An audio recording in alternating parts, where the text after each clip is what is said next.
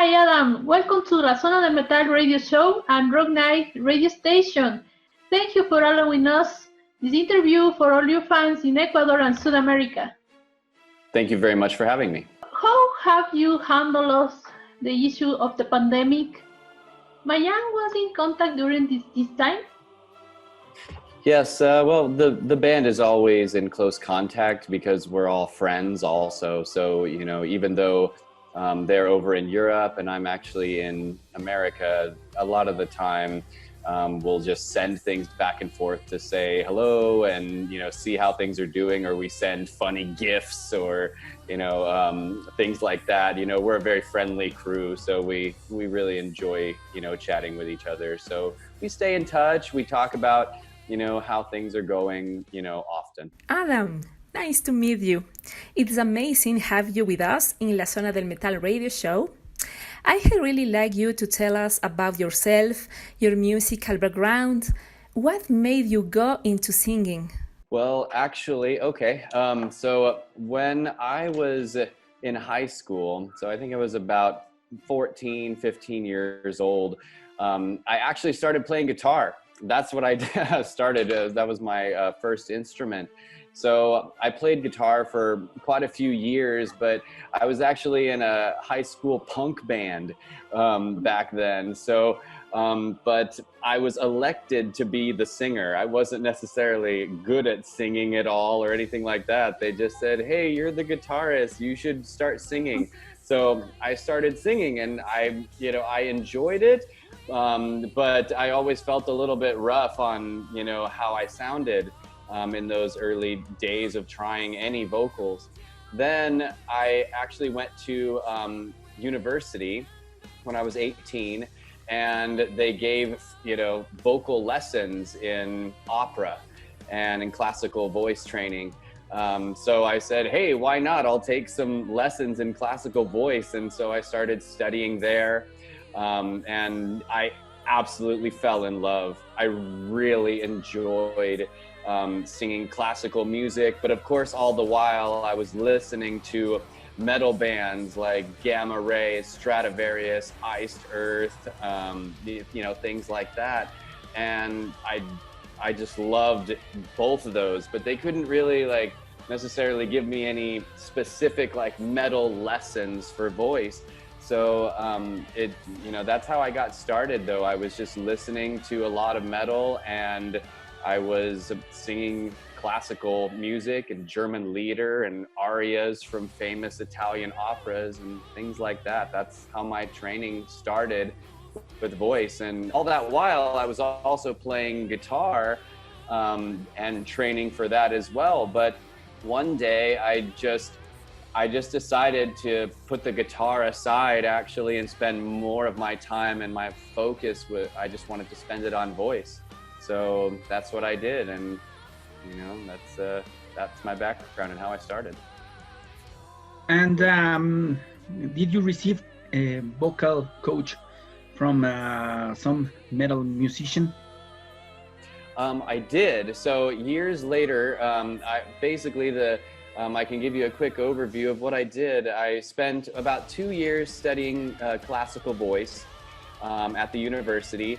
And then I spent about 8 years on my own, just in a room, I sang a lot and listening to my favorite bands and trying to sing those different things. And that's what I did for 8 years.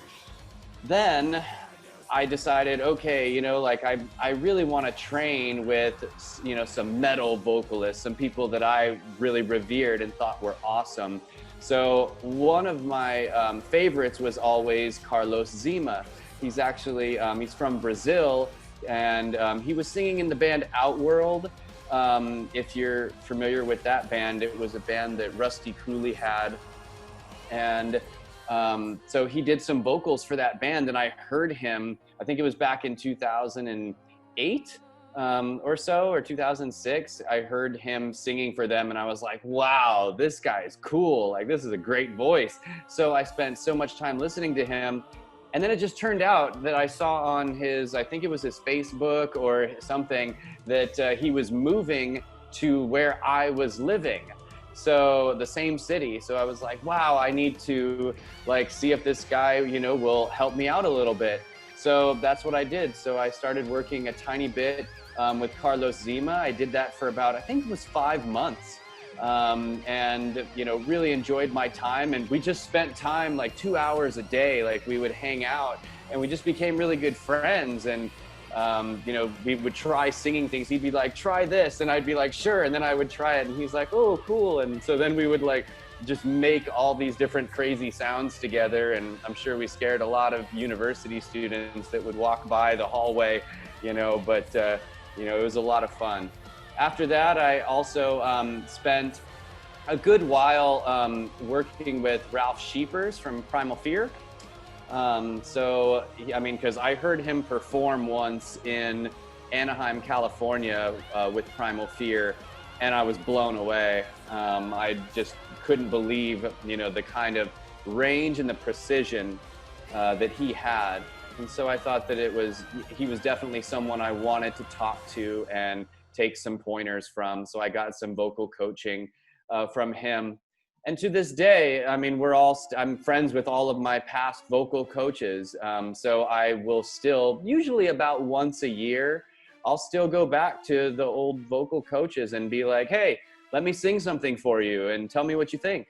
And so I still check in with everybody and, you know, get people's opinions all the time. And because I'm still an artist, I'm always growing, and I never stop working hard at voice. I'm learning new things and making new sounds that I've never been able to make even to this day during the pandemic times.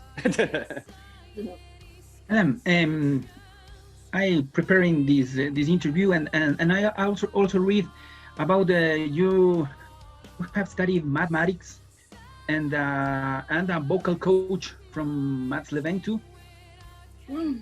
Yes, that's true. I did work with Mats Leveng. That was a very short-lived, but I will say that Mats Leveng gave me I had a couple coaching sessions with him, and that was really cool. And he was really helpful, especially in getting me started with recording in my home studio kind of setup. Like I asked him for some pieces of advice, he gave them to me, and they worked out great. Like even, you know, now when I look back on those things that he told me, they were fantastic. So I really appreciated those pieces of wisdom.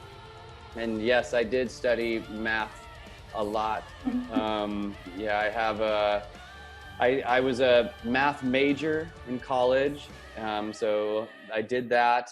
Then after that, I actually went to grad school. I was in a PhD math program for a year in pure mathematics, which I liked, but I am much more of an applied mathematician. I like things like physics and engineering and things like that. So I decided to go back to graduate school a second time for an applied mathematics program.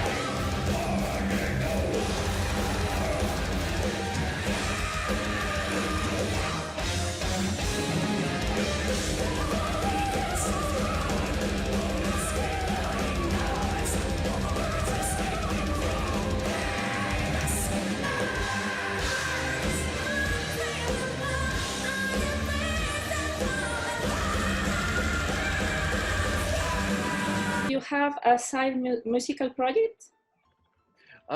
Besides Mayan, you mean? I do guest vocals for anybody that's kind of interested in, you know, having me do them. And if I, of course, like, you know, the music that they're writing and I think it's cool, then I will, you know, try and, you know, help them out when they're like, hey, we need a singer for this, you know, could you do it? So I do that on the side of Mayan, and I am starting my own band as well. So I'm working on that right now. That's been another big push during this pandemic time, actually. Mm-hmm. Mayan shows include several musicians.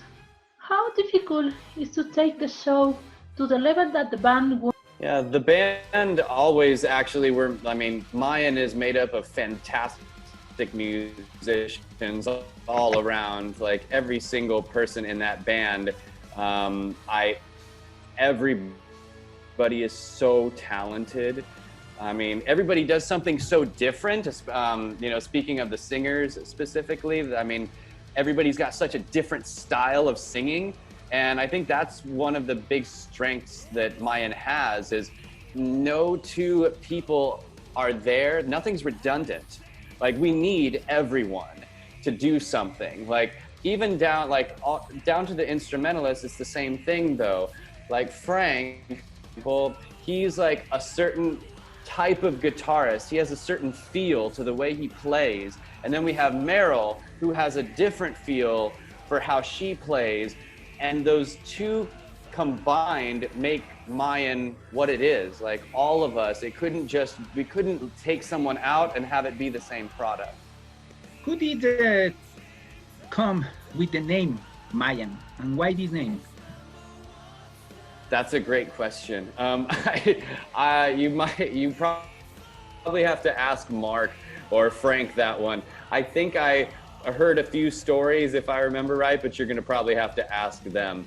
So I think that they took, they wanted something kind of mysterious. I think was the overall vibe of it, and they wanted something that also looked really cool, and symmetrical and nice. And they also, I think that they actually asked multiple people, like just, hey, throw out some band names. And I think that, they chose one of those names. If I remember right, but there's been a lot of different things that I've heard about where the name came from. But yeah, you'd have to ask him, I'm afraid. Adam, which one is the concert that you have enjoyed the most? Wow. I had a feeling you would ask me that question or something like it. And to be honest, it's so impossible to think about. Like all of them have meant so much to me in my very first show with Mayan was in Belgium at just an absolute pleasure and like a huge dream come true to sing at that festival to begin with. That was definitely memorable, but I think it was also memorable because it was mildly stressful. And I mean, it was the first time I met the whole band. So it was the day of the festival. Like I didn't get to rehearse with them or anything. We just went out and did it. And it was fantastic. So it was really an exciting time and a very exciting festival to be at. However, we've also had just amazing tour in Mexico City. That was another very memorable show because the crowd was just absolutely electrified. And yeah, exactly. Just really pumped the whole time. Everybody knew all of the words to every song. It seemed like you could look out and see people, singing every note, along with you. That's a cool feeling.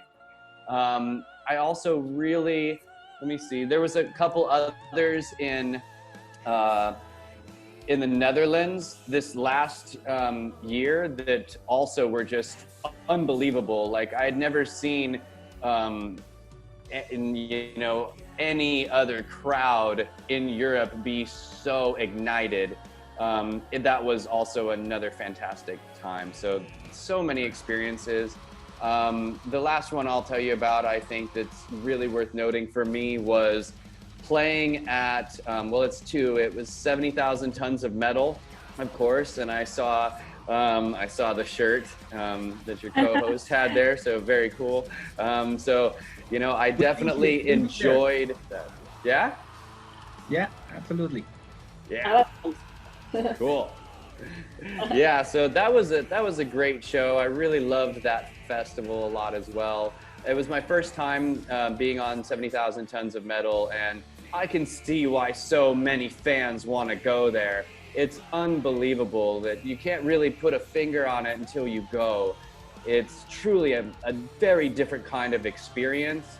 It's just metal for 4 days straight, everything about it. So that's really neat. And like I say, the other one in America actually was a big deal for me, Prague Power USA. That was great because I was finally in America singing with Mayan, and you know, that was something I've only done once so far. So that was a magical festival and a magical day. Your show at 70,000 Tons of Metal at the Royal Theatre was one of the best shows I have ever seen there. Cool, thank you so much. And I have seen Mayan as a band, very compact, even when there's a lot of musicians, but we can see a band as... We know that Mayan is preparing for next year a concert for the 10th anniversary as a band. What details can you tell us about? I can only tell you that we are looking for to bring in some cool guest musicians.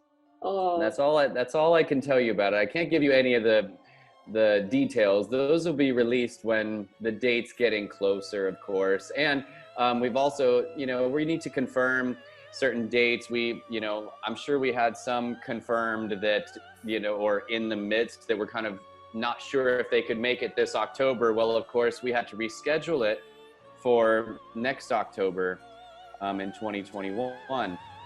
So we're trying to pull together some cool musicians, but overall, like, it's gonna be a very special show. That's all I can tell you about it. Like, it's gonna be unique, you know. That's not it's not something that the band takes lightly. So we're gonna do some special things for that show. Really cool. Yeah. Does the Nuclear Blast contract still stand? How many more albums will you make with the label? And what is it like to work with Nuclear Blast? Well, Nuclear Blast is actually really, for us, I mean, this is why I think we're still working with them, is because, I mean, you know, they really bring a lot to the table for the band. They really reach out for us. They don't really try and get in the way of the band. I feel like they have, my sense of them is that they have this aura that says, hey, like, you know, you guys are professional musicians and we want you to do it. Like, do what you want to do. And so we were able to do that. And they gave us the freedom to do that. And, you know, that's not the only reason, of course, but I mean, it's a great relationship that we have.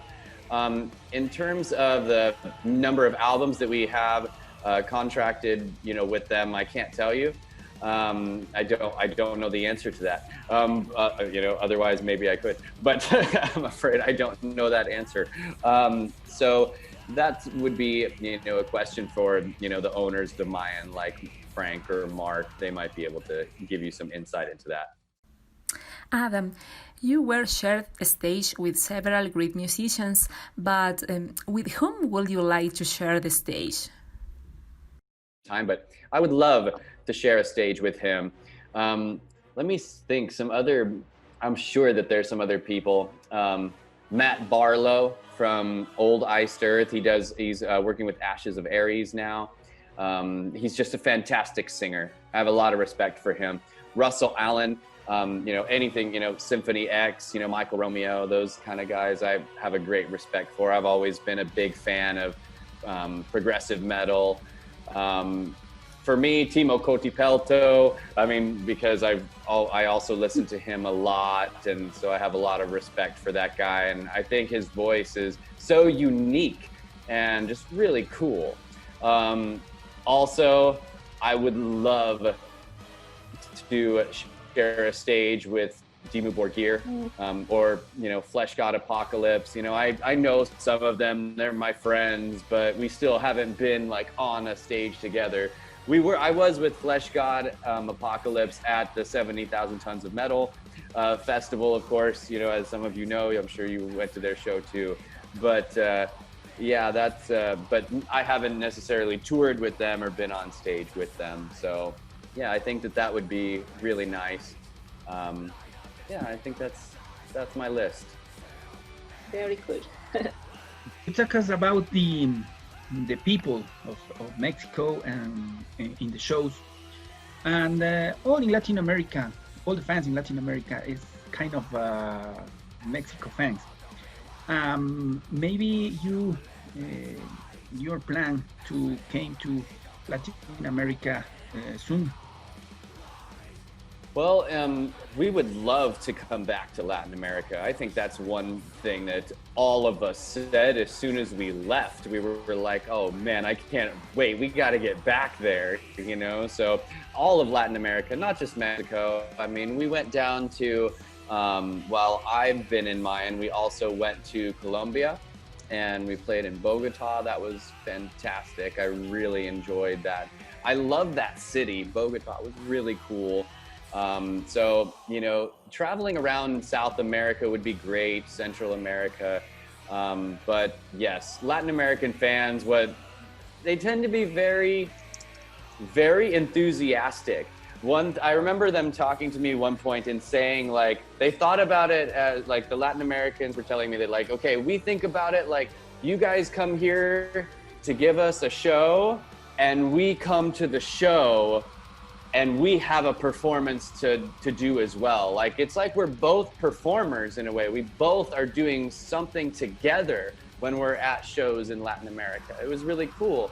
Like, they're super energized. They're screaming their guts out all the time. They're working so hard and they're giving 1,000%, and all of their energy is being pushed into the stage and we're pushing it back, and it's just constant. So that energy is unbelievable in Latin America. I absolutely love it. So any band, anytime that I'm ever with, if anyone ever asks me like, hey, should we go to Latin America? I'm gonna be like, you better go to Latin America, because it's the best. It's really a cool place. Well, the Ecuadorian fans love Mayan too, and wants to see you at the stage. And maybe some final words that you can say to the Ecuadorian fans that love Mayan, please. Well, to all the fans in Ecuador, thank you so much for, of course, supporting the band. And I hope that we're able to come to Ecuador soon and actually play for you. It'd be awesome. I think I can say that for all the members of Mayan. We would love to come there. So I hope that it happens really soon. Talk to your local promoters. Tell them that you want to see Mayan there tomorrow, and we'll see what happens. This is Adam. I'm one of the singers in Mayan, and you're listening to La Zona Metal. Burn your witches!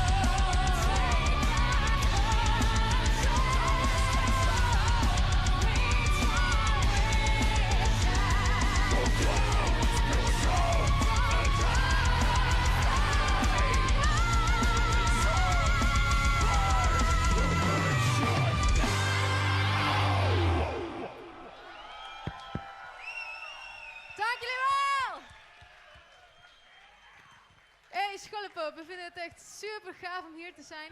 Kijk eens, wat een mooie setting.